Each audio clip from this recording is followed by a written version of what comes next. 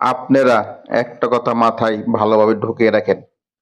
বর্তমান যুগে টিকে থাকতে হলে অশ্লীলতা খুবই দরকার, প্রয়োজন কিংবা সময়ের দাবি হয়ে দাঁড়িয়েছে। ভদ্র, নম্র, সভ্য এদের দাম নেই বললেই চলে। 0% জিরো। হ্যাঁ, তারাই দাম কিংবা তারাই সফল হতে পারে যারা এই সভ্য সমাজে, বর্তমান সমাজে অসভ্য বা সর্বোচ্চ পর্যায়ে অসভ্য হতে পারে।